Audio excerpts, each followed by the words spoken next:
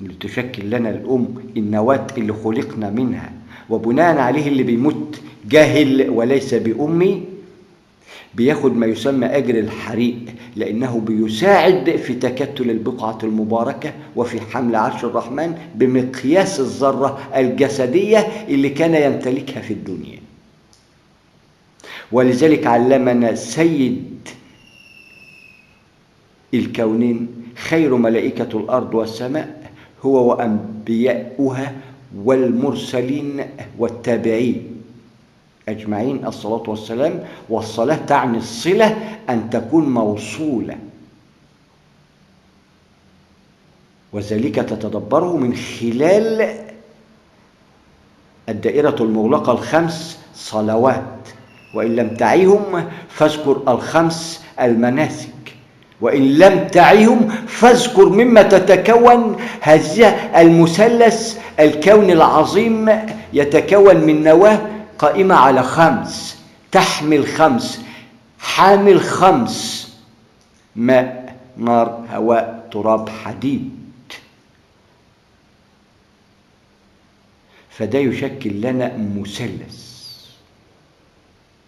له أبعاد نسبية علمية في الأفق المبين يراها الأمي والمتعلم.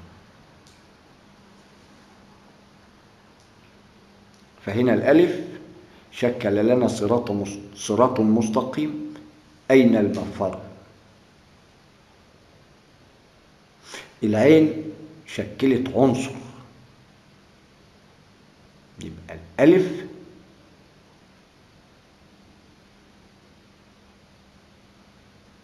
يشكل لنا الأب، اللي منه خلق آدم، وبناء عليه خلق من هذه الأرض، وهذه الأرض داخل هذا الظل وفي المنتصف بمقياس مبين ومعلوم بنسب ذرية علمية بحتة لا تضل ولا تضل. واستأصل رب العرش العظيم من هذه الأرض أبونا آدم زائد أمنا حواء، الذكر والأنثى، ومنهم الشعوب والقبائل. يبقى نواة عنصر أدت إلى شعوب وقبائل. يبقى هنا رأينا الألف الصراط المستقيم اللي خلق منه أبونا آدم. يبقى نعي أن لنا أب أكبر، لا نعي أين هو ومكانه فين وكيفية تجسيده وتجسيمه بعد إلحاح حتى يأتي هذا الميقات.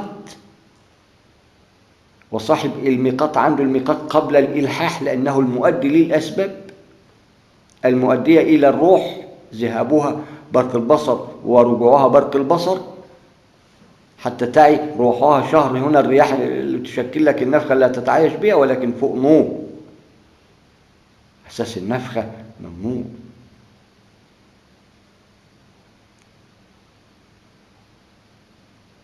اللي بتحمل نوع العمل الأمر، والأمر هو النور اللي هيبين للناس من خلال أفعالك إن كنت نار ولا نور، خير من خلال أفعالك أو شر من خلال أفعالك.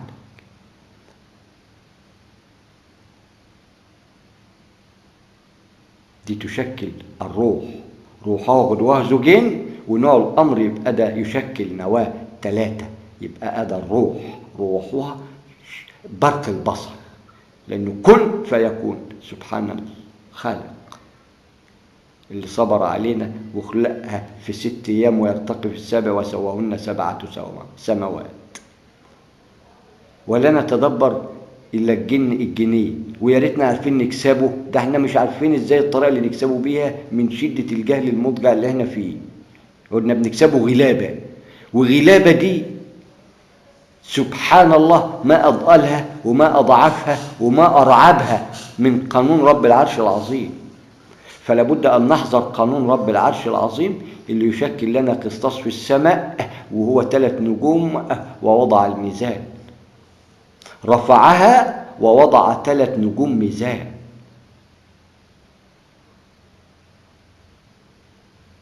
حتى تعي أن أسود أرض أحمر شموس ومجرات تكتل ذري، ده من خلال العلم اللي اتطورنا إليه الآن من خلال الفانتوثانية والنانو المسماه بنواة الذرة اللي بتشكل لنا أقل جزيء في عالم الذرة. مش كده ولا إيه؟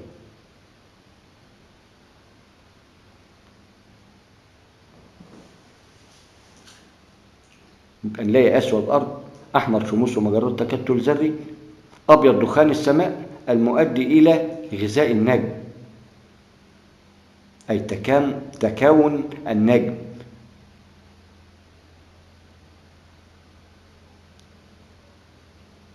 ولذلك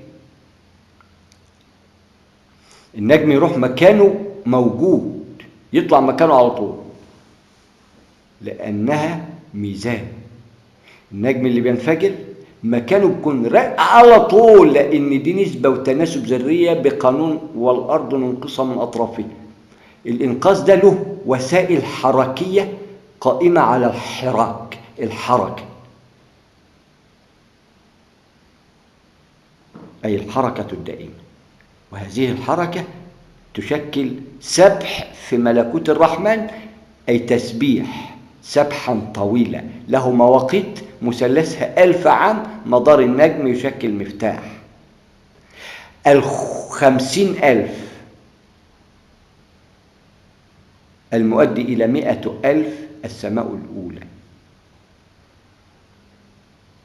فعندما تتدبر مثلث يؤتي بك إلى المتشابهات، يكون لك نور في أي اتجاه أينما شئت اتجه بأمر العزيز الرحيم من خلال العلم اللي هيوهبه لك من خلال هذا المثلث، لأنه نور على نور. نور هنا من خلال علم البصيرة بتشكل نور، وإن لم تراها فبص النور عينيك يا سيدي. تعي إن للبصيرة نور وتشكل نور العلم المؤدي إلى اللب، أي العقل اللي فيه ميمنة وميسرة ويتوسطهما المثلث. والله بتلاقي شكله أبيض، فص يمين وفص شمال، العقل الواعي والباطن، الفص الواعي والفص الباطن، وبينهما المثلث. كيفية إدارة هذا المثلث لا يتجاوب معك إلا من خلال المثلث اللي من خلاله هتترجم هذه الآلة ما تلقي بها من علوم ستترجم بأمر العزيز الرحيم، ولكن ما عليك غير إلقاء العلوم، أخذ بالسبب. وسوف ترى بعد ذلك ما نحن فيه الآن من شرح وتوضيح، حتى أهلي وناسي اللي أنا راهنت عليهم يعرفوا الطريق ابتغاء مرضات الله سبحانه وتعالى. وأخذنا نهيق الحمار سبب حتى تعلموا أن في نهيق الحمار آية، ولذلك ذكر في القرآن نذكر فيه أي الكتاب صاحب الحمار 100 عام.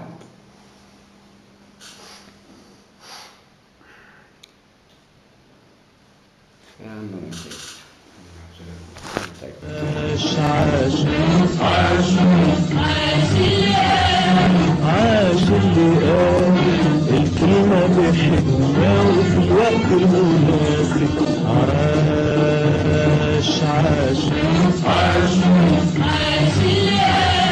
عاش اللي قال الكلمة بحكمة وفي الوقت المناسب. عاش اللي قال يا مصيرنا ما فيش